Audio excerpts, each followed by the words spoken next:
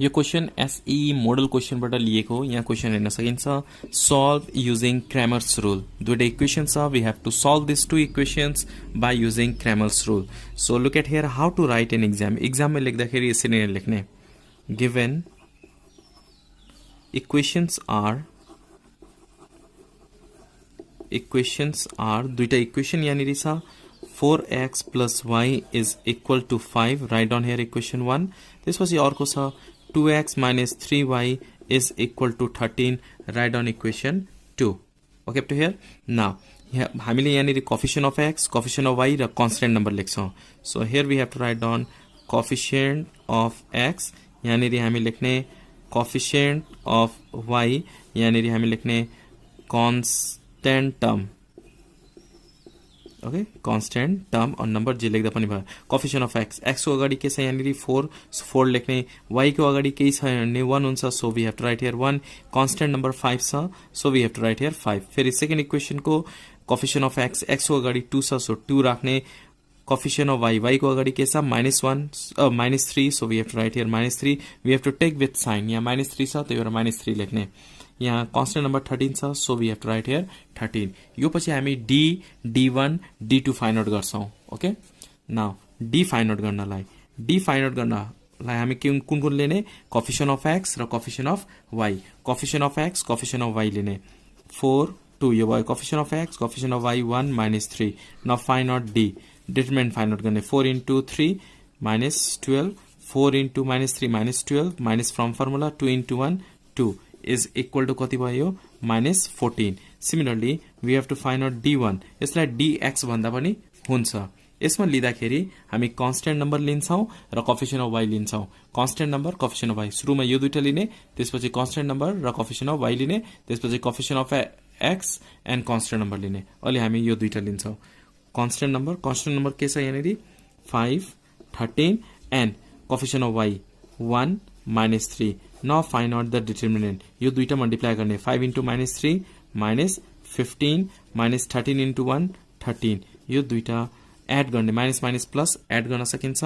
We can get here -28। त्यसपछि हामी d2 find out गर्छौं।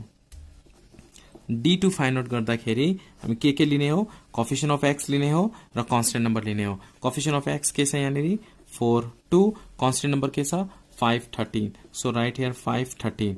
Let's find out this one.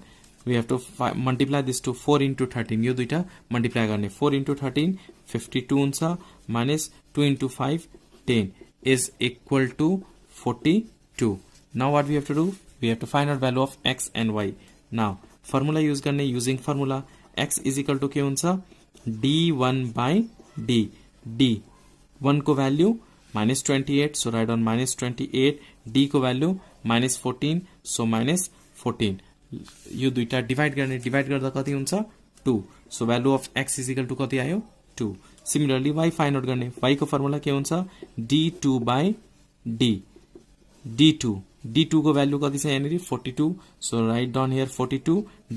d को value कति छ -14, सो राइट हियर -14। यो दुईटा डिवाइड गर्ने, we get here -3, so x को भ्यालु कति आयो 2 र y को भ्यालु कति आएको छ -3 is your answer. Hope you understand this question. Solve by Cramer's rule. यो दुईटा इक्वेशन छ, we have to solve by Cramer's rule. Look at here how to write in SE exam. मजाले बुझ्नु होला। Given equations are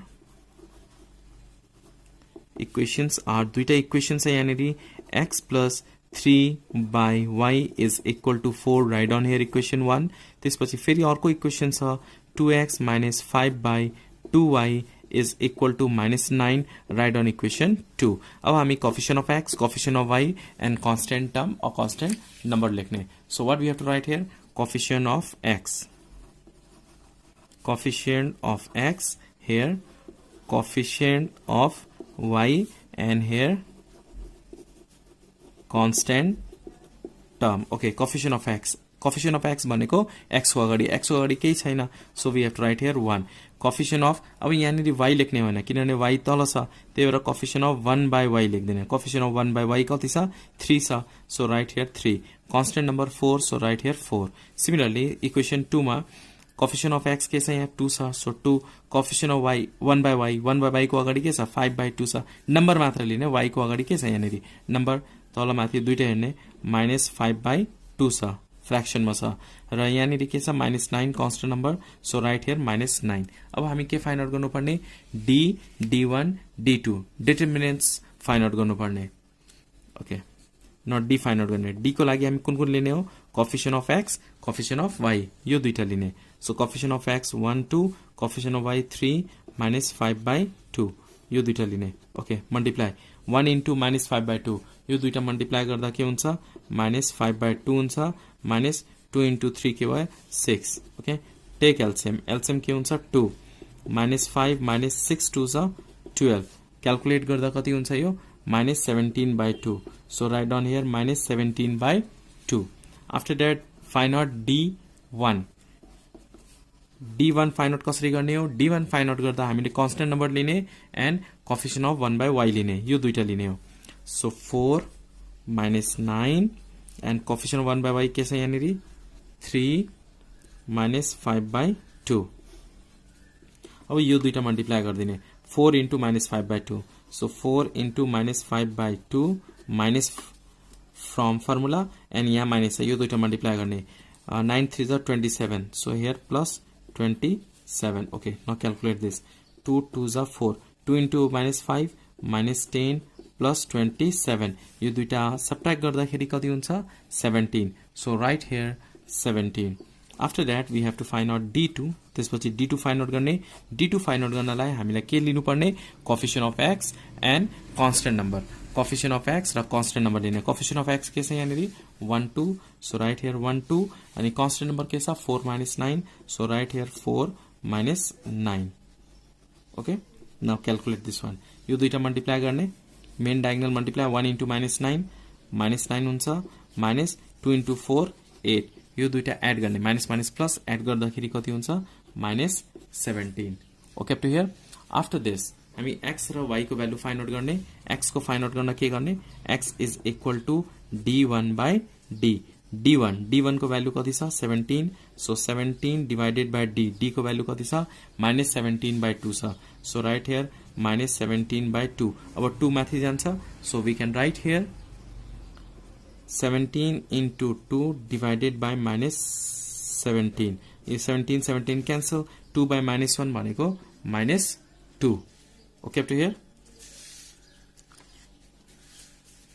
now look at how to find out value of y को formula के हुन्छ d2/d d2 को value कति छ -17 so right -17 d को भ्यालु कति छ -17/2 so we can write here -17/2 फेरि यसलाई क्याल्कुलेट गर्ने -17 डिवाइडेड बाइ -17 यो 2 के हुन्छ माथि जान्छ सो मल्टिप्लाई विथ 2 -17 क्यान्सल भयो so what is remaining here 2 सो भ्यालु अफ x कति आएको छ -2 भ्यालु अफ y कति आएको छ 2 hope you understand this question solve by Cramer's rule यो इक्वेशन एउटा दिएको छ यसलाई हामी 2 इक्वेशन्स बनाउने look at properly here first of all we have to take first and second पहिला हामी के गर्ने फर्स्ट र सेकेंड रेशियो लिने सो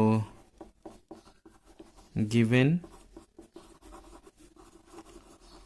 इक्वेशन्स आर सुरुमा के गर्ने यो दुईटा लिने so we can write here 2x plus 4 divided by 5 is equal to y cross multiply गर्ने 2x plus 4 is equal to 5y अब यो 5y चाहिँ लेफ्टमा ल्याउने 2x minus 5y is equal to 4 लाई राइटमा लाँदाखेरि के हुन्छ -4 जहिले पनि कांस्टेंट नम्बरलाई चाहिँ राइटमा लेख्ने यो इक्वेशन 1 अब next equation this is equal to this so we can write y is equal to 17 minus 3x divided by 4 cross multiply 4 into y 4y is equal to 17 minus 3x अब यो 3x लाई लेफ्टमा ल्याउने यहाँ negative छ भने positive हुन्छ so 3x plus 4y is equal to 17 equation 2 जहिले पनि x टर्म पहिला त्यसपछि y अनि देन कांस्टेंट नम्बर राख्ने hope you understand how to write after this we have to write down coefficient of x coefficient of y and constant number now here we have to write down coefficient of x here we have to write coefficient of y and here we have to write down constant term. Okay, coefficient of x के छ यहाँ 2, so write here 2. Okay, coefficient of y के छ यहाँ -5, so we have to take here -5. We have to take with sign. Constant number के छ -4, so write -4. Similarly, second equation में coefficient of x 3 छ, so 3. Coefficient of y 4, so 4. Constant number के छ 17, so 17. अब हामी के फाइन्ड आउट गर्ने? डिटर्मिनेन्ट्स फाइन्ड आउट गर्नुपर्ने हुन्छ. d, d1, d2 find out गर्ने. d कसरी फाइन्ड आउट गर्ने? Coefficient of x, coefficient of y लेखेर. कोएफिशिएंट अफ x के छ यहाँ 2, 3. Coefficient of y -5, 4. Okay, calculate. 2 into 4 multiply गर्ने यो. 2 into 4 minus 3 into -5. 3 into -5. 4 into 2 8 minus plus 5 3 is 15. यो दुईटा के गर्ने? एड गर्ने. एड गर्दा कति हुन्छ? 23. So right here 23. Now we have to find out d1. d1 को लागि के लिने हो? यो दुईटा लिने. त्यसपछि this and this we have to take. Constant number and coefficient of y. Constant number के छ यहाँ -4 तल 17 छ and coefficient of y के छ -5 and 4. Let's multiply this one. -4 into 4 minus 17 into -5. Okay, so -4 into 4 -16 minus plus हुन्छ 17 into 5. 17 र 5 multiply गर्दाखेरि के हुन्छ? 85. so 85 -16 गर्दिने. -16 गर्दाखेरि कति हुन्छ? 69 हुन्छ. so we can write here 69. Similarly, we have to find out d2. d2 को फर्मुला के हुन्छ? d2 को कुन राख्ने? सुरुमा यो दुईटा लिने d को लागि, त्यसपछि constant term coefficient of y, त्यसपछि कोएफिशिएंट अफ x र कांस्टेंट टर्म यो दुईटा लिने हो, first and last. So we can write here 2 3 -4 17. Now calculate गर्ने. 2 into 17, so we have to write here 2 into 17 minus यो दुईटा मल्टिप्लाई गर्ने. 3 into -4. 17 into 2 कति हुन्छ? 34 हुन्छ. 34 minus plus 4 3 is 12. यो दुईटा एड गर्दाखेरि कति हुन्छ? यो 46 हुन्छ. Okay, up to here. Now we have to find out value of x and y. x को फर्मुला के हुन्छ? d1/d. d1 कति छ? 69. So we can write here 69/23. यो दुईटा डिवाइड गर्दा कति हुन्छ? 3 आउँछ. So the value of x is equal to 3. Similarly, we have to find out value of y. y को फर्मुला के हुन्छ? d2/d. d2 value of d2 is equal to कति छ? 46. 46 divided by d. d को value कति छ? कति आएको छ यहाँ डिटर्मिनेन्ट? 23. so 23 यो दुईटा डिवाइड गर्ने and we get 2. so value of x is equal to 3 and value of y is equal to 2. Hope you understand this question. Learn how to solve by using Cramer's rule. यहाँ question हेर्न सकिन्छ. दुईटा इक्वेशनहरु दिएको छ. x plus 3y minus 7 is equal to 0. यहाँ 2xy plus 3 is equal to 11y छ. यहाँ 11y छ. So first of all we have to divide both side by y. y सँग डिवाइड गर्दाखेरि यहाँ constant number आउँछ. So given equations we can write here. Given equations are x plus 3 by y minus 7 is equal to 0. equation 1. अर्को equation छ 2xy plus 3 is equal to 11y. अब यसलाई equation 2 लेख्ने होइन. First of all we have to divide by y. दुईतिर y ले divide गर्दिने. 2xy by y plus 3 by y is equal to 11y by y. Okay, y and y cancel. यहाँ पनि y cancel हुन्छ. So remaining के भयो यहाँनिर? 2x plus 3 by y is equal to 11. अब चाहिँ इक्वेशन 2 लेट गर्ने. यहाँ हेर्नुस् त उस्तै छ. 2x x न्युमिनेटरमा छ, y डिनोमिनेटरमा छ. तर यहाँनिर कांस्टेंट नम्बर चाहिँ 7 यता त 7 लाई हामी के गर्ने? राइट साइडमा लाने. त्यसपछि इक्वेशन 1 भन्दा भयो. So we can write here x plus 3 by y is equal to 7 and here we have to write down equation 1. Okay, constant number जहिले इक्वल को पछि लेख्ने. Okay, up to here. After this we have to find out d, d1 and d2. d1 को लागि हामी coefficient of x and coefficient of y लिने हो. यहाँ कोएफिशिएंट अफ x के छ? यहाँनिर 2 छ. सो 2 मैले यहाँनिर अलिकति डाइरेक्ट गरिदिएको छु, बुझ्नुहुन्छ होला. Coefficient of x, coefficient of y. यहाँनिर कोफिसिएन्ट अफ एक्स 2 छ, यहाँ कोफिसिएन्ट अफ एक्स 1 छ, सो 1 लेख्ने। यहाँ कोफिसिएन्ट अफ एक्स वाई के छ, 1 बाई वाई के छ 3 छ, सो 3। ओके, यहाँ कोफिसिएन्ट अफ एक्स 2 छ, सो 2। कोफिसिएन्ट अफ वाई के छ 3, सो 3 लेख्ने। Now find out the determinant. 1 into 3 3 minus 2 into 3 के हुन्छ 6 इज इक्वल टू -3। त्यसपछि हामी के फाइन्ड आउट गर्छौं, डी। डी को लागि कुन कुन लिने हो, constant number and coefficient of y. Constant number के छ 7 11, so right here 7 11 and coefficient of y. Coefficient of y भनेको 1 बाई वाई भनेको 3 अनि यहाँ पनि 3 छ, so 3 3। Let's calculate this one. 7 into 3 21 minus 11 into 3 33। Solve गर्ने यसलाई। 33 माइनस 21 गर्दाखेरि -12 आउँछ, so we have to write here -12। Similarly हामी D2 फाइन्ड आउट गर्नुपर्ने हुन्छ। D2 इज इक्वल टू, यसको लागि D2 फाइन्ड आउट गर्नलाई हामी के लिनुपर्ने, कोफिसिएंट अफ एक्स लिनुपर्छ र कांस्टेंट नंबर लिनुपर्छ। कोफिसिएंट अफ एक्स भनेको के हो, यहाँ 1 छ, यहाँ 2 छ। मैले अगाडिको भिडियोमा मजाले कोफिसिएंट लेखेर सिकाएको छु, त्यो पनि एकपल्ट हेर्नु होला। कोफिसिएंट अफ एक्स यहाँ 1 छ, यहाँ 2 छ, सो 1 2। Okay, constant number. अब कांस्टेंट नंबर के छ 7 11, so we have to write here 7 11। यतातिर कोफिसिएंट अफ एक्स लिने, यतातिर कांस्टेंट नंबर लिने। Now multiply this one. 1 into 11, 1 into 11 भनेको 11 माइनस 2 into 7, 2 into 7 भनेको 7 2 जा 14। यो दुईटा सब्ट्र्याक्ट गर्दा कति हुन्छ, -3 आउँछ। नाउ एक्स फाइन्ड आउट गर्ने।